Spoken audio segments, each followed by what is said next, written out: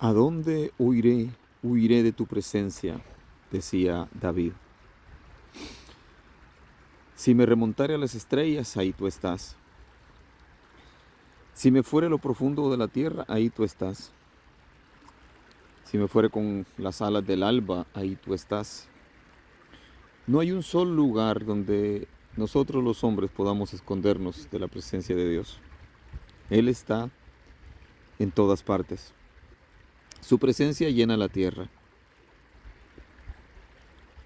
Eso es lo maravilloso de nuestro Dios, porque Él es el Creador. Él es nuestro Creador. Él es nuestro Señor. Y esa misma confianza tenemos de que cuando pasamos por algún tipo de adversidad, cuando pasamos por algún tipo de soledad, tribulación, enfermedad, y parece que no hay salida, que no hay solución, el amor de Dios nos arropa, nos envuelve. Y es una esperanza que, que no avergüenza. Este es uno de mis lugares favoritos. Siempre que vengo a trabajar a esta propiedad me gusta venir a disfrutar de este panorama, de este río maravilloso. Y en este momento los árboles todavía están dormidos. Ya en un mes por ahí ya van a estar con su eh, traje nuevo, con sus hojas nuevas, sus retoños, sus flores. Pero meditando en todo esto, meditando en la omnipresencia de Dios, ah, es motivo de gozo, de estar contentos. Han habido oportunidades en las cuales he andado en lugares solitarios de viaje, en mi carro a medianoche de madrugada, viajando a Guatemala, cruzando México, escuchando malas noticias, que asaltaron a alguien, que hicieron esto, que hicieron lo otro. Y, y manteniendo esa confianza en el Señor que Él nos promete cuando dice: caerán a tu lado 1000 y 10,000 a tu diestra, mas a ti no llegarán. Entonces, así podemos caminar con mayor confianza, con mayor seguridad. Eh, siempre llega el temor, siempre llega el miedo muchas veces, pero tenemos que aprender a depender de Dios, nuestro Padre Celestial.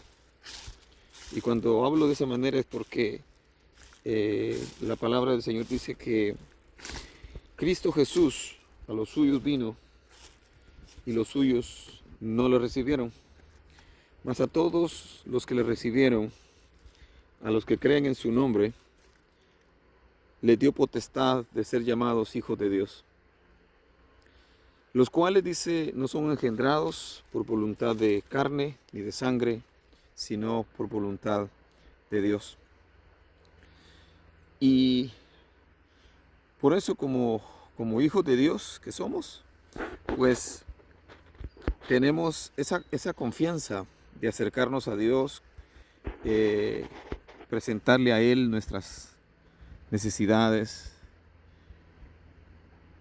nuestras enfermedades, las aflicciones que tenemos como padres, como hijos, como hermanos.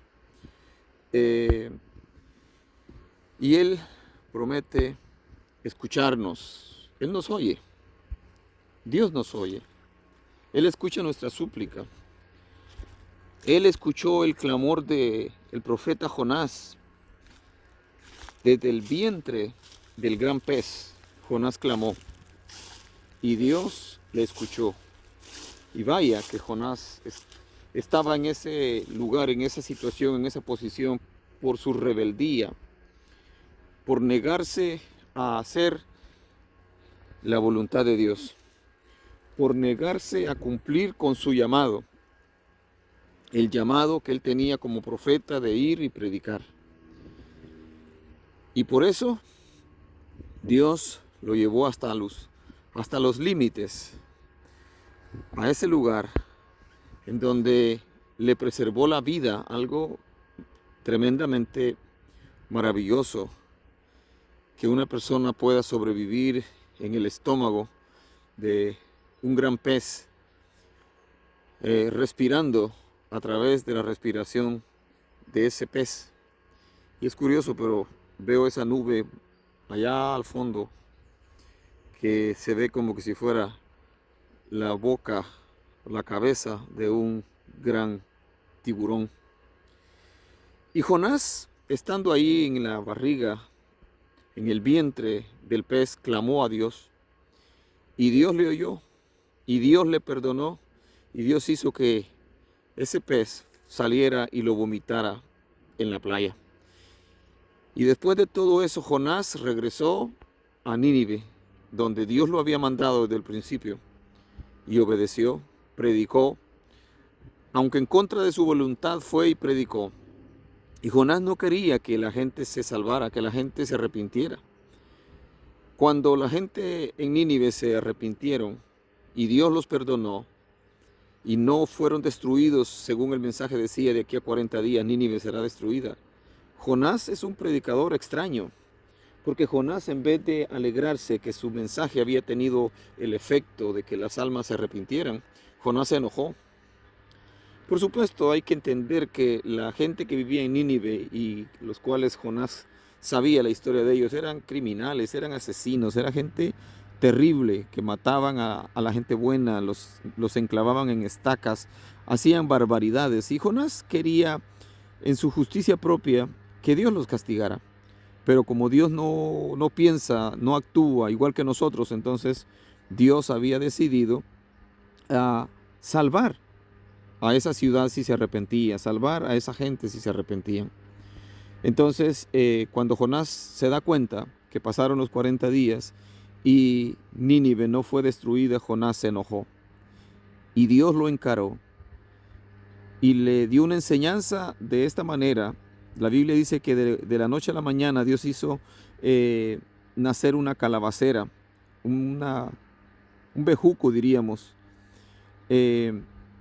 como una mata de calabazas silvestres, y creció.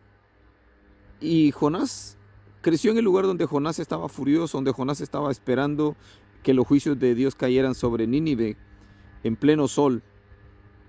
Y creció la calabacera, el milagro que Dios hizo que aquella planta creciera de la noche a la mañana, y le hizo sombra a Jonás.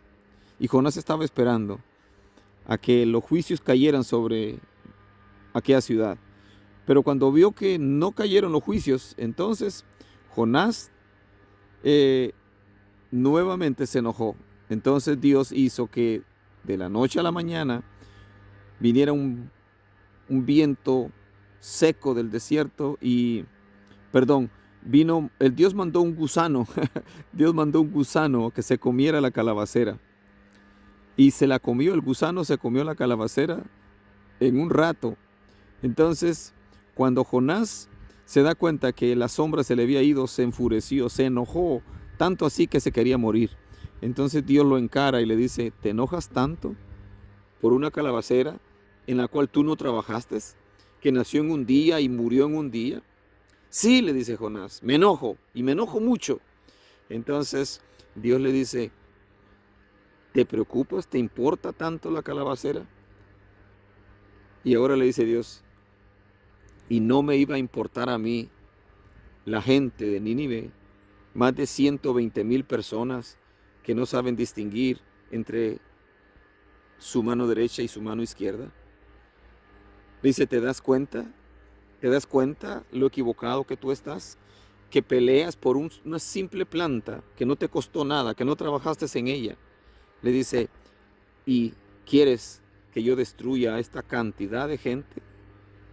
Es increíble el razonamiento de algunos seres humanos. Su justicia que quiere traspasar la justicia de Dios. Pero Dios es misericordioso. Dios no es como nosotros.